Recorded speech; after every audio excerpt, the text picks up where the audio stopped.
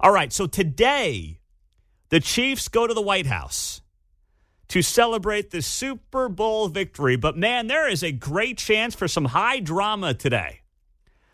CNN writing about this morning, and they write, President Joe Biden will welcome the Chiefs back to the White House on Friday to celebrate their Super Bowl victory. Of course, going for a second straight year. Now, listen to how CNN portrays the Chiefs' White House visit today. They write here, the visit could have some underlying tension. And I'm thinking, because the frontrunner to be the next president was just convicted of crimes in New York? Is that why there could be some tension today at the White House? Maybe, John?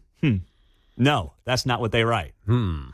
I think there would be some confusion since they were there last year, and Joe's be like, hey, didn't we just do this? Yeah. They already gave him a 46 jersey, so I don't know what he gets now. I guess he gets the white one. He got the red one last year. Yeah, maybe he does get the white one, which will look pretty cool. I like the white one better than the red one anyway some days. CNN writes, the visit could have some underlying tension after a controversial commencement speech by Chiefs kicker Harrison Butker earlier this month in which he criticized Biden.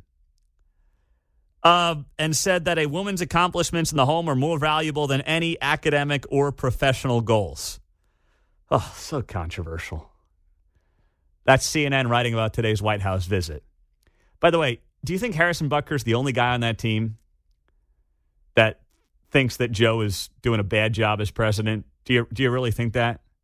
Now, listen, I think Harrison Butker, assuming he is there today, is a professional. I guarantee you Harrison Butker will shake the president's hand because of respect for the office. I would. Now, listen, I might have to bite my tongue as I do it. I readily admit that. But out of respect for the office, if I was on the Chiefs, if I was invited to the White House, I would go there today. I would shake the man's hand. I would say, thank you for having us in the White House. And that would be it. Out of respect for the office. That's what I would do. And then he would probably look at me and mumble something, and I would be like, what the hell did the old man just say? And then that would be it. And I would stand there and smile. And that would be the extent of the interaction. Come on, man. And that's okay. I would accept that. And I guarantee you that's how Harrison Butker will handle it if he is there today. I don't know if he's going to be there. Not everybody has to go. But, I imagine Travis Kelce's going to be there. Hopefully not, talking about plans for him, Taylor, and Joe this fall. But, we'll see what happens, John. Saw Spags on TV. He's excited. Oh, Spags is excited? He says he's happy every time he gets to go because once with the Giants, he went there last year with the Chiefs. So. Yes. Yeah, he likes to go to the house. He just likes the whole architecture and says he notices something different every time. Well, that's cool, and that's what I would do, too. Yeah. It's not about the goober who's in the Oval Office. Yeah, he said it wasn't about the people. It was about being at the White House. Well, this is why the Chiefs have to three-peat, though, because they got to meet Donnie. They gotta go there. And could you imagine Donald Trump with Patrick Mahomes and Travis Kelce after a three-peat? Oh my! It would be. Oh gosh, it would be awesome. This is absolutely lit. This is lit. That would be just social media gold, and that's why, as much as anything else, the Chiefs got a three-peat. Trump's got to win. Chiefs got a three-peat, and we got to get that interaction because. This is going to be the only thing that could be mildly interesting today is if stuff comes up about Trump, because Biden has not spoken about any of this. He put a lid, meaning he did not have anything on his schedule yesterday after 9:50 in the morning. He's down in Rehoboth Beach, Delaware, or he was there. He's probably back in the White House today. But he's down in Delaware. He was there yesterday. No public comments, no plans after 9:50 in the morning yesterday. Well, what's he going to do after we go off the air? Yeah. Nothing else coming his way at that point. He's streaming us on the KCMO Talk Radio app. So this could be interesting because the media, if they're doing their job, is going to be like, hey, comments, Mr. President, tell us about, Donald Trump's conviction. What do you think? With Travis Kelce flanking him to the right and Patrick Mahomes to his left and Andy Reid over his, side shoulder. Saying, hey, man, where are the French fries and the hamburgers? Pizzas, we have 300 hamburgers, many French fries. All right, Mark's in Independence. What's up, Mark? You're on KCMO. Yes. Besides the fact that the DOJ official took a voluntary demotion to go work and help him out in New York, there's evidence through the House Judiciary Committee that is looking into Mr. Wade of Fannie Willis fame, conversing with the White House staff. And I even think there were surrogates of other prosecutors who visited the White House. And I'm sure they didn't just go there to sightsee or talk about the weather. As far as Harrison Butker goes, Catholics would understand this. You're right. Butker doesn't have to say anything. Shake Biden's hand, but, Biden professes to be Catholic. But shake his hand, and then as you walk away, make the sign of the cross. That would be pretty clever, Mark. Thank you very much. Butker wore a pro-life pin last year or something like that. Oh, did he? Yeah. Well, what do you know what it was exactly, or just a pin, pro-life pin? Yeah, I don't remember exactly what Okay. Well, he did have something on. Yeah. Here's the thing, though. Like, Joe's at the point, he's not noticing any of that. He's not. Like, just look at the guy. I'm not saying that to be mean. He's not noticing any of that anymore. I mean, good for Butker for kind of trying to send a message. But, I mean, he could have a big pin that said Biden sucks, and Joe would be like, hey, I like the color of your pin there. Harris? He'd like totally butcher the name, too. What's your name again? Who are you? What am I here for? He's a cuckoo bird. I mean, that's what it would be. That's probably what it's going to be today. God, he's going to be like, gosh, this guy, Tom Brady, he's so good. Oh, man, he's just, whoo. What are you on now, Tom? Your 10th Super Bowl? My name's Patrick. This is my friend Travis. We're the Chiefs. We're from Kansas City. Ah, yes. I love the state of Kansas. We're from Missouri. Listen, it's a historic morning here on KCMO Talk Radio and across the nation after the guilty verdict came down for Donald Trump yesterday. And now the question is, what does it mean moving forward? Well, the short term, the legal side, we've heard from the legal experts on this show the last couple of hours. Will Sharf is a Donald Trump attorney. The appeal is going to happen. And that's going to take place here very, very quickly. I think the appeal is going to happen faster than Hunter Biden slept with his sister-in-law after his brother passed away. It's probably going to happen faster than that. And then, of course, the other angle to it, Greg Jarrett talked about this morning on Fox News, and he wrote about it last night on Fox News. The headline, in Trump trial, there was no real crime, but America just lost something it can never get back. He says there was never any plausible evidence that Trump committed crimes. There was no legal basis for the DA's indictment. And that is, what does it mean for the rule of law at large as it relates to our political system? And I've thought a lot about this the last 12 hours, and I said it last night at the Politics in a Pint we did with Jay Ashcroft. I don't care if you're a Republican, if you're a Democrat. What we should all want is people with good intentions running for office for the right reasons, right? Like statesmen, stateswomen. We want those people to run for office. We don't want people who want to go on ego trips, who are desperate for power. We don't want people who want to be Instagram famous, and that's what a lot of people that run for office do.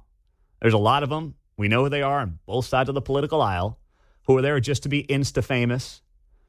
We want people who actually want to solve the nation's and the world's issues. Now, I think one thing we need more of is veterans getting back into public service when it comes to politics, but it's very difficult right now. You got to know the big money people. And the run-of-the-mill guy or gal who served this country may not have those deep ties anymore. But you go back 50 years, and about 2/3 of Congress had some type of tie to the military and served. That number is now well below 20%. I think that's one way to reverse course. But are we going to get good, genuinely good people, regardless of your political affiliation, to run for public office in this climate? Are you going to put your family, especially if you've got young kids? I mean, if you've got young kids, God bless you if you're running for office. I just hope you're doing it for the right reason. Are you going to put your family through the insanity that is public service today and running for office today in this climate? You're probably not going to do it.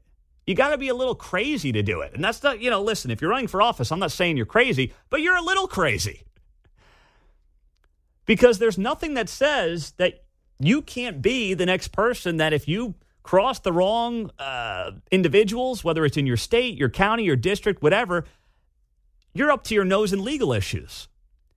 You know, Donald Trump is a billionaire who's got millions of people donating to him. The average person obviously does not have any of that.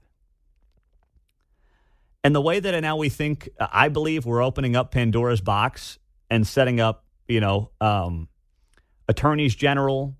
We're setting up local DAs to start prosecuting and going after political opponents. That's a scary place to be. We already had a dearth of decent people running for office in recent years. This does nothing to help that, which is sad to say. Because what we do need is people who want to do it for the right reasons. They want to serve their communities, whether it's as, city council members or county commissioners or state reps or state senators or mayors or whatever it might be, all the way up to federal office. We want that to be consistent with good individuals. Even if you disagree with them on some policy, you want it to be good, solid individuals. And I don't see how the use of the criminal justice system against the guy who is right now the favorite, and he is the betting favorite to be the next president of the United States, at all helps that. If you've had a hugely successful private career, let's say you're in your 50s, maybe your 60s, you're still a young man or young woman by standards of Congress, and, you've made your money, America's been good to you, you've busted your tail, you're retired, close to it, and you want to give back to the country that gave you so much by running for office and trying to actually help solve the nation's issues. You going to do it? Is it worth the headache? Is it worth the potential legal problems that you could find yourself facing in a, God forbid, worst case scenario at the hands of some rogue DA? Is any of that worth it? Or do you say, you know what, I'm better off helping my community by, volunteering at my church, by volunteering at the local food pantry. Like, I can make more of a difference doing that. Big brothers, big sisters. Like, I can actually make more of an impact in people's lives doing that than going to run for public office and putting myself through that complete and utter chaos. I don't think we're getting the best of the best. And I think yesterday only makes it worse. 913-408-7957. That's the studio line. That is the text line on KCMO Talk Radio, 95.7 FM. Larry's in Prairie Village. Larry, you're on KCMO. Well, I was just curious what kind of response you guys would have today toward the Trump situation, and I'm always blown away at you saying stuff like, we need decent people in politics. We need the good people that are going in there for the right reasons. Do you think Trump's a decent person? Do you really do? Do you think Trump's a decent guy? I think Trump is somebody. Can I answer you, Larry? Okay. I think Trump is somebody who certainly has had plenty of flaws and is a flawed man. There's no doubt about it. But do I think he got into politics like many people to be famous? No, he was already famous. He was already liked and, in fact, beloved by many on both sides of the political aisle. And he certainly... Does that make him decent? Does that make him decent? Larry, hold on. And he certainly wasn't there for the money. He was not there for the money, and he was not there for the fame. Do I think he's the greatest guy to ever walk into the Oval Office on a morals perspective? Listen, he's obviously lived his life different from how I plan to live my life when you talk about, the womanizing and things like that. But do I think he was there because he loves America? And he loves what America can be and what it stands for? I do believe that, Larry. Oh, come on. You guys are so naive. It's unbelievable. You will support this guy to the bitter end. You won't, and you're supposed to be pro-blue. Just get prosecutors that will do their job. They did their job on Trump, and now you're crying your eyes out. Yeah, you're right. These prosecutors, they did it all by the book, Larry. They're nothing but stand-up DAs. These are cream of the crop when it comes to DAs. And this, you're right, Alvin Bragg, the guy who ran for DA in Manhattan, New York, on the basis of doing exactly what he's done, and he won't prosecute the worst of the worst criminals. You're right, Larry. He's cream of the crop. Yeah. He's a stand-up guy. Thank you, Larry. Okay. Thanks, buddy. Yeah, that's. I want to play this. Larry led into this clip I want to play here. This is a woman from Donald Trump's rally in the South Bronx a couple of weeks ago who explained how she was a 40-year lifelong Democrat. And Alvin Bragg not prosecuting two individuals who murdered her son is what flipped her. This same guy, oh, he's a stand-up DA, says Larry in Prairie Village. What brings you to the rally here today? What do you support about Trump? I'm a 40-year Democrat who has turned away and walked away from the Democratic Party because of the way I was treated after my son was killed. You know, the way the party turned against me and they would not support me in my efforts. And also Alvin Bragg, the way he let two of my son's killers, walk. He dropped gang assault and murder charges against two of my son's killers. Yep, that guy right there, Alvin Bragg, dropping murder charges against people. City's going to hell in a handbasket. Don't worry, he's got Trump on charges that the DOJ, Biden's DOJ, did not end up deciding to bring. That makes a lot of sense there. Jeff in Kansas City, what's up, Jeff? Go ahead. You're on KCMO. As a black man, I'm appalled at this conviction. Dr. King said it best. An injustice anywhere is an injustice everywhere. And we're going to find out that now that they've done it to Trump, they can do it to anything. So we can't complain because nobody complained that when they did it to Trump. So we are victim to our own faults. And I'll say this too, Jeff. I mean, you're speaking as a black man here in Kansas City. You're seeing the polls as well as I am. It seems like, especially black men in particular, are warming up to Donald Trump. Is that the sense in your anecdotal experience here? Yeah, absolutely. I can't go with Biden. None of his policies seem to be fit for us today. So it's just not what I'm going to support. Thank you very much there, Jeff. Have a great weekend. All right. Appreciate you checking in. Bob in Lee Summit. Go ahead, Bob. You're on KCMO.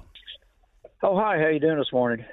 I want to make a comment on the more underlying problem, which is the insidious infiltration of communists in America since really 1961, when Khrushchev came on TV and said, we will infiltrate your educational system, your media, and your government. And what we're seeing now is brainwashed idiots coming out of public education that hate America, and the media supporting these communists that have infiltrated our government, which are really walking around the halls of Congress right now. There's a lot of them. Thank you very much there, Bob. I'm trying to get to a lot of folks here. Paul in Kansas City. Go ahead, Paul. You're on KCMO. Hey Pete, real quick. Trump needs to grab Biden by the belt buckle and hit him. We got a Gaza bridge, pontoon bridge, $320 million sinking. The trucks are being hijacked. We've got the Biden administration now approving United States munitions to be used inside the border of Russia to kill Russian citizens. I'm a Cold War veteran. This is shocking. Hit Biden on the issues. Do not let him off the economy, immigration. He can't buy a house. Don't forget that. Don't let this crime thing take. Hit Biden on the issues because that's where he's vulnerable. Go after him. The issues are what will matter. You're right about that. Bet. They will ultimately make the difference. And that's why, yes, sir. As ABC reported yesterday, they were doing cartwheels at Biden HQ because the issues aren't on their side. They don't want to talk issues. They want to just say, look at the felon. Look at the convicted felon. That's what they got.